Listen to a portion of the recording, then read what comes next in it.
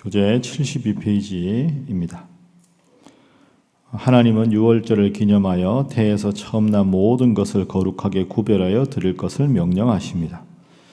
이 규례는 여호와의 사자가 애굽의 모든 장자와 처음 난 것들을 죽음으로 심판할 때 이스라엘의 백성들의 장자는 살려주셨음을 기억하는 절기입니다. 그리고 유월절을 통해 애굽에서 인도하여 내신 하나님의 역사를 후손들에게 가르칠 것을 말씀하십니다. 유월절 규례를 가르쳐 주신 하나님은 이스라엘 백성들의 광야길 여정마다 함께 하시며 낮에는 불기둥으로 밤에는 구름 기둥으로 지키시고 인도하십니다. 오늘 본문은 크게 세 부분으로 되어 있습니다. 1절부터 10절까지는 무교절을 지키라 하는 무교절 절기에 관한 내용이 있고 11절부터 16절까지는 처음 난 것, 초태생에 대한 하나님의 규례가 있습니다. 그리고 17절부터는 구름 기둥, 불 기둥으로 하나님께서 지켜주셨다 하는 내용입니다. 이제 바로 앞에서 행한 10가지 재앙이 다 끝나고 하나님께서 이스라엘 백성들을 출애굽시키실 때 꼭 지켜야 할 규례와 행동 지침에 대해서 하나님께서 말씀을 하신 거죠. 특히 2절에 보면 우리가 원래 성경에 초태생이라고 되어 있는 게 있습니다. 자, 2절 말씀 함께 읽어봅니다. 시작. 이스라엘 자손 중에서 사람이나 짐승을 막론하고 태에서 처음 난 모든 것은 다 거룩히 구별하여 내게 돌리라. 이는 내 것이니라 하시니라. 아멘. 그러니까 이제 마지막 10번째 재앙이 처음 난 것을 다 하나님께서 치시는 재앙이죠. 그래서 이제 그것을 기념해서 하나님께서는 늘 이 모든 것의 주인이다 하는 의미에서 처음 난 것, 수컷을 하나님 앞에 바치라. 그것이 2절 말씀입니다. 그리고 성경을 읽다 보면 그 무교병, 유교병 혹은 무교절 뭐 이런 게 이제 자꾸 나오죠. 병이라는 말은 떡이라는 뜻입니다. 그죠? 무교병. 그래서 우리가 오병이어 이러면 보리떡 5개, 물고기 2마리, 떡병자죠. 성찬식 할 때 분병, 분잔 할 때도 병이라는 글자가 마찬가지입니다. 그런데 무교병이라는 말이 있는데요. 무교병, 유교병의 기준은 누룩이 들어가서 발효가 된 것으로 만드는 게 유교병이고 누룩이 들어가지 않으면 무교병입니다. 당연히 무교병이 더 맛이 좀 밋밋하고 뭐 별다른 맛이 없겠지요. 그런데 왜 성경에 보면 무교병과 유교병을 하나님께서 이렇게 엄격하게 구분하셔서 말씀하셨을까? 오늘도 보면 앞부분에 1회 동안에는 무교병만 반드시 초반에 먹어라. 왜 이렇게 말씀하셨을까? 이건 여러 가지 의미가 있는데요. 몇 가지 생각해 보면 먼저는 이스라엘 백성이 출애굽할 때 급하게 나왔습니다. 하나님의 은혜로 급하게 나왔으니까 누룩을 바로 시켜서 그 빵을 기다릴 수 있는 시간적인 여유가 없었다. 이런 뜻이 있지요. 그리고 더 중요한 의미는 애굽 땅에서 430년 동안 노예 생활을 했습니다. 그러니까 무교절을 지킬 때마다 평상시 먹는 빵이 아니라 맛이 없는 빵, 그걸 먹으면서 과거에 우리 조상들이 이렇게 고통스러운 노예 생활을 430년 동안 했다 하는 것을 절기를 지킬 때마다 기억하고 그래, 이 고통 속에서 하나님께서 우리를 구원해 주셨다 하는 걸 다시 한번 기억하게 하는 그런 의미가 있는 거죠. 또 하나는 신약 성경하고 연결해서 보면 이 누룩이라고 하는 것이 외식하는 모습, 죄를 말합니다. 발효가 되면 이게 부패가 되죠. 그래서 누룩이 들어갔다 안 들어갔다 할 때 이 누룩은 죄를 상징하고 하나님 앞에 영적인 부패를 상징합니다. 하나님 앞에 늘 겸손하게 죄짓지 않고 부패하지 말고 살아가야 한다 하는 것을 우리가 이 절기를 지킬 때마다 이스라엘 백성들로 하여금 하나님이 기억하게 하시는, 그래서 무교병, 무교절이 있다 이렇게 기억을 하시면 되겠습니다. 자, 그래서 첫 번째 기도 제목은 늘 하나님을 기억하며 살아가게 하소서 하는 기도 제목입니다. 방금까지 제가 말씀드린 대로 왜 절기를 지키라고 하셨을까요? 왜 무교병을 먹는 무교절을 지키라고 하셨을까? 늘 하나님을 기억하게 하기 위해서입니다. 여러분, 사실은 이 출애굽을 한 다음에 출애굽에서 가나안 땅에 들어갈 때까지 40년이 걸리잖아요. 그러면 처음에 출애굽할 당시에 태어난 아이가 40살이 돼서 가나안 땅에 들어갑니다. 그럼 그 사이에 태어난 아이들은 애굽에서 어떤 고통을 당했는지 전혀 모릅니다. 그리고 시기가 자꾸 시대가 변하면 변할수록 그냥 편하게 사는데 왜 굳이 우리가 출애굽을 기억하고 노예 생활을 기억하고 그걸 왜 해야 되는지 모르지요. 그러니까 하나님께서 이렇게 자꾸 자세하게 초태생을 바쳐라, 무교절을 지켜라, 장막절을 지켜라 이렇게 말씀하시는 이유는 하나님의 은혜로 이 모든 것이 가능했다 하는 것을 신앙의 모든 후예들에게도 기억하게 하기 위한 하나님의 중요한 교훈이요 가르침입니다. 그래서 예를 들어서 우리가 부활주일을 지키고 성탄절을 지키는 것도 마찬가지죠. 오늘 어버이날이라 이번 주가 어버이주일, 다음 주가 온 세대 예배를 드립니다. 제가 늘 여러분에게 강조하지만 교회가 큰 행사가 있을 때 특히 자녀들과 함께 와서 온 세대 예배를 드리는 게 참 중요합니다. 이게 오늘 본문하고 비슷한 거죠. 함께 예배를 드리면서 그렇지, 하나님이 우리 가정의 주인이시지. 우리 모두가 신일교회 멤버지. 그리고 어린아이들이 매번 어린이 예배만 드리다가 작년 예배를 가끔 경험해 봐야 어른들은 저렇게 예배를 드리는구나. 예배 순서가 이렇게 되는구나 하면서 신앙의 대물림이 가능해지는 거죠. 그래서 여러분 출애굽기 읽고 이런 절기에 관한 말씀을 읽을 때마다 제가 별도로 강조하지 않아도 하나님을 믿는 신앙이 저의 당대에서 그칠 것이 아니라 대대손손 계속되게 하여 주옵소서 기도해서 이스라엘 백성이 수천 년 동안 나라 없이 지냈지만 하나님 믿는 신앙이 여전한 것처럼 여러분들도 시대와 상황과 관계없이 하나님 잘 믿는 믿음의 가문 되시기를 주님 이름으로 축복합니다. 자, 그래서 오늘 본문의 8절 말씀도 한번 읽어보겠습니다. 8절. 자, 시작. 너는 그날에 내 아들에게 보여 이르기를 이 예식은 내가 애굽에서 나올 때 여호와께서 나를 위하여 행하신 일로 말미암음이라 하고. 그러니까 무교병, 유교병을 먹는 6, 7절에 보면 절기를 지키라. 이유는 내 아들에게 보여서 이 예식의 의미가 이러이러하다 하고 이야기하라. 그 첫 번째는 기도 제목이 여러분이 하나님을 기억하는 것, 두 번째 기도 제목은 신앙이 대대손손 이어지게 하옵소서 하는 것이죠. 9절 말씀도 마찬가지입니다. 이것으로 내 손의 기호와 내 미간의 표를 삼고 여호와 율법이 내 입에 있게 하라.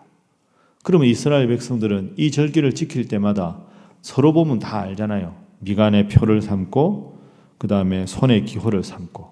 그러면 우리 모두가 한 백성이다. 하나님께서 이 절기를 우리 모두에게 지키라고 하셨다. 이렇게 알게 되겠죠. 14절 말씀에도 나옵니다. 후일에 내 아들이 묻기를 이것이 어찌 됨이냐? 아버지, 이런 걸 우리가 왜 하지요? 이렇게 물었을 때 하나하나 가르쳐라. 출애굽의 그 위대한 역사가 하나님의 역사였다는 것을 가르쳐라. 그리고 16절에 또 나옵니다. 이것이 내 손의 기호와 내 미간의 표가 될 것이다. 여러분 생각해보면 우리가 제일 자녀들에게 물려줄 수 있는 오늘 어버이날인데 여러분은 여러분의 아버님, 어머님 딱 단어를 들으면 제일 먼저 어떤 모습이 기억나십니까? 우리 아버지, 우리 어머니. 그럼 질문을 바꿔보면 여러분들이 여러분의 자녀들이나 자손들에게 우리 아버지, 어머니, 우리 할머니, 할아버지 하면 제일 먼저 떠오르는 기억이 무엇일까요? 저는 늘상 말씀드린 대로 아버지, 어머니 하면 새벽에 3시 50분에 일어나서 두 분이 스트레칭 하시고 제일 먼저 교회에 가셔서 기도하시고 돌아와서 잠들어 있던 우리들을 깨워서 함께 가정예배 드리던 모습. 그리고 요즘도 이제 고향에 가면 맨 먼저 왔습니다 하고 인사하면 딱 거실에 들어가면 기도합시다. 이러고 이제 인사도 받기 전에 기도부터 딱 뭐 손자들하고 다. 그 저희가 있다가 형님 내가 오면 또 기도합시다. 동생 내가 오면 기도합시다. 그러니까 삶의 처음부터 끝까지가 다 기도고 예배다. 여러분 이게 자녀들과 자손들에게 얼마나 큰 영향이 있겠습니까? 여러분도 한번 가만히 생각해 보십시오. 여러분 물론 기도하시지요. 그런데 오랜만에 아이들 딱 만났을 때 제일 먼저 하는 일이 자 기도하자 하고 하나님 오랜만에 만나게 해주셔서 감사합니다.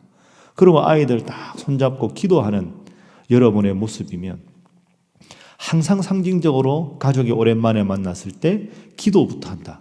이게 아무것도 아닌 것 같지만 얼마나 아이들에게는 딱 대문에 들어갈 때마다 또 할아버지가 기도하시겠다. 우리 아버지가 기도하시겠다.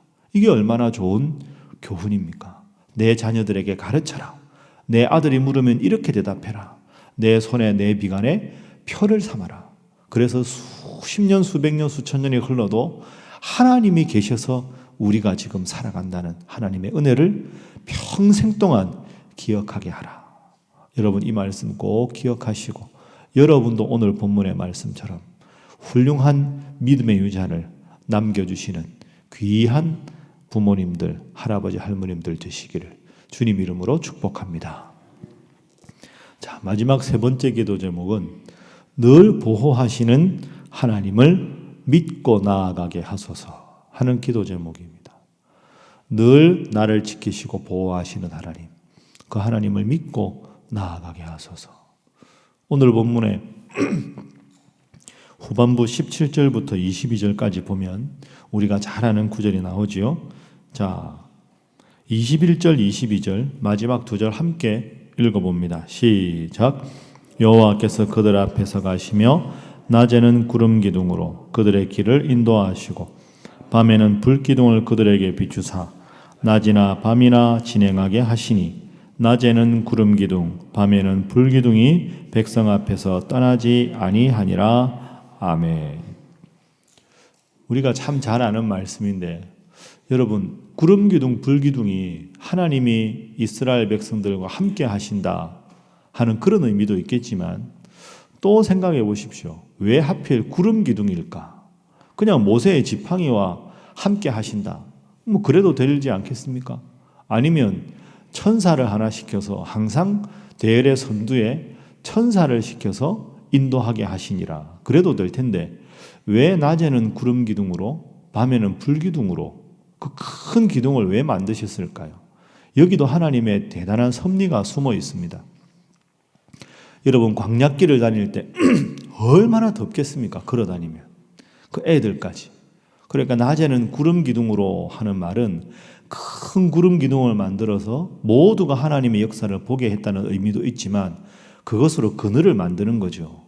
하나님께서 구름 기둥으로 큰 기둥을 만드셔서 운행하시면 구름 기둥 뒤에는 그늘이 지니까 덥지 않게 다닐 수가 있는 거죠. 밤에는 광야가 낮과 밤의 기온차가 많아서 얼마나 춥겠습니까? 밤에 혹시 행진을 해야 될 때나 그럴 때는 참 춥겠죠. 그러니까 불기둥으로 춥지 않게 따뜻하게 사막에 있는 바람에도 하나님께서 보호하시는, 그래서 굳이 낮에는 큰 구름 기둥으로 밤에는 불기둥으로 인도하셨다 하는 것을 우리가 알 수가 있습니다. 늘 보호하시는 하나님, 늘 우리와 함께 하시는 하나님, 그 상징이 구름 기둥이 그리고 불 기둥이 되는 것이지요. 이 시대의 구름 기둥, 불 기둥이 뭘까요? 우리들에게는, 제가 설교 준비하다가 우리에게는 구름 기둥, 불 기둥이 기도와 말씀이다 이렇게 생각합니다. 그 기둥을 보고 계속 다녔잖아요. 그럼 우리에게 있어서 영적인 하나님의 임재를 경험하는 기둥은 하나님 말씀입니다. 그러니까 저는 이 새벽 기도가 우리가 오늘도 이 낮에 구름 기둥으로 하나님이 나를 인도하신다 하는 상징이 바로 새벽 기도에 나서는 말씀이다. 오늘도 하나님이 어떤 말씀으로 나를 인도하실까? 오늘도 어떤 기도 제목으로 하루를 살아야 할까? 그걸 하나님께서 오늘 말씀을 통해서 친절하게 보여주시는 거죠. 그래서 말씀이 기둥이다. 기도가 왜 또 기둥이냐? 우리가 이렇게 일상을 살아가다가 선택과 갈등의 상황에 있을 때 하나님 뜻이 여기에 있을까 저기 있을까? 이 구절을 생각하면 이게 하나님 뜻 같고 저 구절을 생각해 보면 저렇게 하는 게 하나님 뜻 같고 그럴 때 여러분 어떻게 하십니까? 그게 기도지요. 하나님, 이 상황에서 어떻게 하는 게 하나님 뜻일까요? 이 말씀을 적용해야 합니까? 저 말씀을 적용해야 합니까? 기도하면 하나님께서 쓰여진 말씀이 들려지는 말씀으로, 확신의 말씀으로 여러분에게 응답해 주실 줄로 믿습니다. 그게 기도입니다. 그래서 말씀과 기도가 이 시대 우리들에게서 구름 기둥과 불 기둥이다. 그래서 꼭 명심하십시오. 그리고 여러분 자녀들에게도 가르치십시오. 하나님 믿기 때문에 말씀을 의무적으로 읽는 게 아니고 하나님 믿기 때문에 의무적으로 기도하는 게 아닙니다. 늘 제가 말씀드린 대로 기도와 말씀이야말로 인생을 가장 타고나게 살아가는 가장 위대한 지혜의 길입니다. 내 뜻대로 살아가다 보면 내 욕심에 치우쳐서 실패할 수밖에 없는데 하나님 이 말씀으로 어떻게 살아가는 것이 바른 삶인지를 일러주시고 확신이 없을 때마다 기도로 확신을 주시고 이 두 가지가 얼마나 우리 인생을 값지게 하고 아름답게 해줍니까? 기도와 말씀은 하나님 믿는 상도들의 의무가 아니라 기도와 말씀이야말로 하나님께서 인생을 가장 바르게 살아가게 하는 위대한 선물이다. 이 점을 꼭 기억하시고 오늘 본문 말씀처럼 여러분 스스로가 말씀과 기도에 힘써서 여러분의 자녀들과 자손들이 대대로 하나님의 복을 받는 위대한 믿음의 가문 되시기를 주님 이름으로 축복합니다. 함께 기도하겠습니다. 하나님, 늘 나를 구원하신 하나님의 은혜 속에 거하게 하여 주옵소서. 신앙의 대물림이 계속 되게 하여 주옵소서. 늘 보호하시는 하나님의 인도를 말씀과 기도로 깨닫게 하여 주옵소서. 오늘 어버이날입니다. 우리 사랑하는 부모님들 위해서 여러분의 사랑하는 자녀들 위해서 간절히 기도하시고 우리 선교사님들과 사역을 위해서 특별히 노명섭 선교사님 강건하게 회복되시도록 기도하시고 또한 남북 정상회담 이후에 모든 민족의 미래를 하나님 친히 섭리하여 주옵소서. 다 함께 기도합니다.